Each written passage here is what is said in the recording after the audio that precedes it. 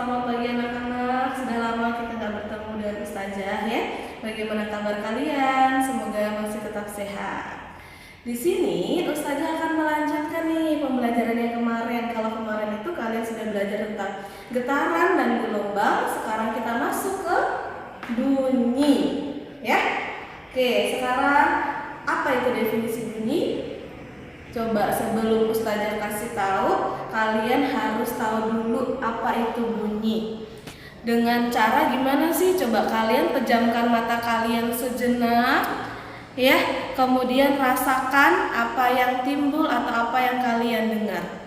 Nah, yang kalian dengar itu adalah suatu bunyi. Sehingga apa itu bunyi? Bunyi adalah sesuatu yang ditimbulkan dari benda yang bergetar atau digetarkan, ya.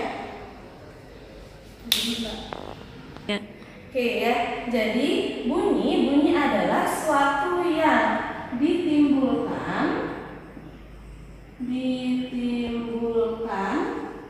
oleh benda yang bergetar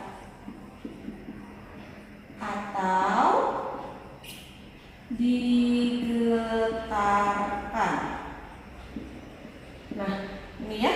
Ini adalah definisi dari bunyi. Bunyi adalah suatu yang ditimbulkan oleh benda yang bergetar atau digetarkan.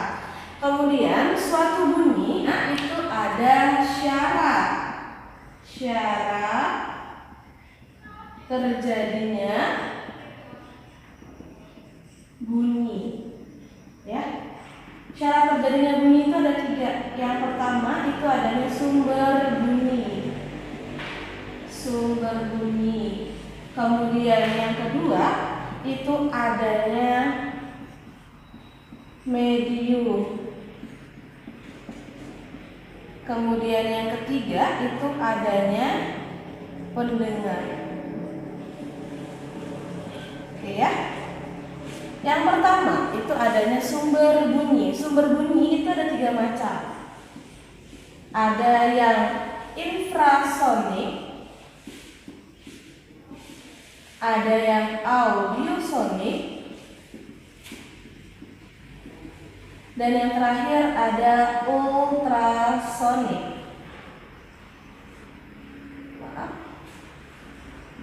Ultrasonik, ya.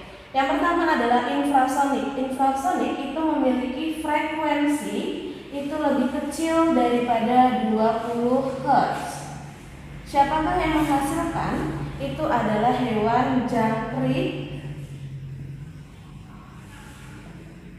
Nah, kemudian kalau audiosonik itu frekuensinya antara 20 Hz sampai 20.000 Hz. Nah, ini kalau audiosonik itu adalah suara yang biasa kita dengar. Kayak suara manusia ataupun suara hewan itu masuk ke dalam suara audiosonik. Kemudian yang ketiga ada ultrasonik. Dia memiliki frekuensinya lebih besar daripada 20 Hz. Ini dimiliki oleh lumba-lumba. Biasanya lumba-lumba itu dia mengeluarkan suara yang lebih keras, itulah suara ultrasonik. Kemudian yang kedua, syarat terjadinya bunyi adanya medium. Medium yang kita ketahui itu ada 3 macam, ya. Ada cair, ada padat, dan ada gas. Oke. Setelah adanya syarat terjadinya bunyi, kita belajar tentang bagaimana sih syarat adanya bunyi itu. Bunyi itu memiliki adanya sifat, ya. Sifat bunyi. Yang pertama, sifat bunyi itu mengalami pemantulan. Kemudian yang kedua, bunyi itu mengalami pembiasan. Kemudian yang ketiga, bunyi itu mengalami interpretasi. Oke, itu ya. Ini adalah sifat bunyi. Setelah ini, barulah kita nanti menemukan adanya rumus. Nah, Ustazah kasih tahu rumus dari bunyi. Pada umumnya, rumus untuk mengetahui bunyi adalah S sama dengan V dikali T, ya. Dengan keterangan S adalah jarak. Jarak biasanya satuannya adalah meter. Kemudian V sama dengan cepat rambat atau satuannya meter per sekon, dan T itu adalah waktu. Satuannya adalah sekon. Fokusnya ke sini. Oke, selanjutnya, kalau biasanya kita ada seperti ini, kalian masih bisa untuk membuat adanya segitiga, ya, rumus segitiga. Silahkan kalian isi apa sih sebenarnya rumus segitiga untuk ini, gitu ya. Nah, kalau untuk rumus yang ini S sama dengan V kali T itu hanya diberlakukan untuk yang bunyi hanya satu pantulan. Tetapi kalau dia misalkan memantul kembali, itu memiliki rumus yaitu S sama dengan V dikali T per 2. Contohnya apa kalau yang seperti ini? Example-nya itu adalah ketika mengukur kedalaman laut. Ya. Kemudian ketika adanya kalian di antara dua tebing, ya. Jadi harus ada per 2-nya. Kenapa? Karena mengukur kedalaman laut itu dia memantul sehingga dia per 2. Di antara dua tebing juga adanya per 2. Oke, ini materinya. Nanti kita lanjut ke contoh soalnya. Oke, kita ke contoh soal nih. Contoh soal yang pertama. Setelah terjadi kilat atau kilat ya, 10 sekon kemudian terdengar bunyi petir. Jadi kilat itu akan terjadi pas kilat adalah cahayanya dulu, baru terdengar petirnya. Itu 10 sekon atau 10 detik. Jika kecepatan bunyi 340 meter per sekon, maka jarak pendengar dengan sumber bunyi petir adalah, oke, kita tulis yang pertama adalah diketahui. Diketahui apanya? 10 sekon, berarti dia T sama dengan 10 sekon. Nah, kecepatan bunyi 340 meter per sekon, berarti adalah V-nya sama dengan 340 meter per sekon. Yang ditanya adalah S, jarak, ya. Jarak pendengar dengan sumber bunyi. Maka jawab, gampangnya masiannya S sama dengan V dikali T. 340 meter per sekon dikali 10 sekon sama dengan 3.400 meter.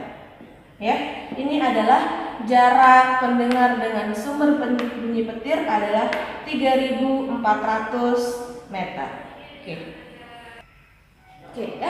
Selanjutnya adalah contoh soal yang kedua. Ini ada sebuah kapal, ibaratkan itu kapal. Dia ingin mengetahui seberapa sih dalam dari kedalaman si laut tersebut. Jadi dia memantulkan adanya suatu gelombang bunyi, ya, dipantulkan.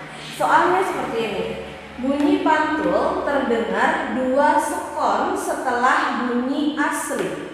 Jika cepat rambat bunyi di dalam air 1.500 meter per sekon, maka kedalaman air adalah, ini sama seperti tadi ya, diketahui 2 sekon adalah T sama dengan 2 sekon.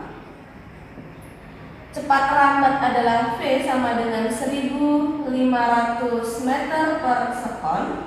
Yang ditanya adalah S. Nah, beda dengan soal yang pertama. Kalau tadi kita langsung aja S sama dengan V kali T. Kalau sekarang jawabnya yang Ustazah tadi jelaskan, karena dia memantul kembali, maka S akan sama dengan V dikali T per 2. Ya, V-nya dimasukkan aja, 1500 dikali 2 per 2. Ini gampang, tinggal kalian coret saja 2 dengan 2, berarti tinggal 1500 meter. Ya. Jadi kedalaman air laut tersebut adalah 1500 meter. Itu ya, pada contoh yang kedua. Oke, selanjutnya adalah contoh soal yang ketiga. Ini ada satu anak itu berada di antara tebing-tebing, ya. Ini adalah tebing yang A dan yang sebelah sini adalah tebing yang B. Antara tebing itu memiliki jarak. Nah, inilah yang akan nanti kita tanyakan. Anak itu mendengar bunyi pantul A itu 1 sekon setelah berteriak. Jadi ibaratkan sebelah sini ya, dia ini adalah 1 sekon. Nah, kemudian disusul 0,5 sekon di dinding B. Disusul berarti artinya setelah dia 1 sekon disusul 0,5, maka jaraknya ke sini akhirnya dijumlahkan 1 ditambah 0,5 menjadi 1,5 sekon. Gitu ya. Di dinding B, bila cepat lambat 240 meter per sekon, maka jarak tebing adalah, ini yang diketahui itu adalah TA. Kenapa TA? Adalah waktu di tebing A adalah 1 sekon. Kemudian TB, waktu ke tebing B itu adalah 1,5 sekon. Paham ya kenapa 1,5? Karena dia dijumlahkan dari 1, kemudian dia disusul lagi 0,5 sehingga 1,5. Kemudian cepat lambatnya V sama dengan 340 meter per sekon. Yang ditanyakan sama. Ditanyakan adalah S. Nah, untuk ini kita cari dulu jarak S total karena kita mau cari jarak antara A dengan B dengan cara ST adalah S total itu akan sama dengan SA jarak tebing A ditambah dengan jarak tebing B. Oke, rumus S kemarin adalah tadi itu adalah V dikali T per 2 ditambah V dikali T per 2. Ya, kita bisa ringkas yaitu V per 2 dikali dalam kurung ini adalah TA TB, TA ditambah TB. Oke, kita masukkan tinggal angkanya 340 per 2 dikali TA-nya 1 ditambah 1,5. Dapatnya 340 per 2 adalah 170 ya, dikali 2,5. Dapatlah 425 meter. Oke, berarti jarak tebing A sama tebing B adalah 425 meter, gitu ya. Oke, cukup sekian dari Ustazah. Itu adalah pembelajaran pada materi kita pada pagi hari ini, yaitu tentang bunyi. Silakan kalian nanti langsung menjawab pertanyaan yang Ustazah berikan dan langsung diberikan caranya. Ya, nanti akan ada instruksi apa yang akan dikerjakan. Terima kasih sudah menonton dan jangan lupa apa yang Ustazah jelaskan kalian catat di buku catatan. Ustazah akhiri billahi fi sabaq fastabiqul khairat. Wassalamualaikum warahmatullahi wabarakatuh.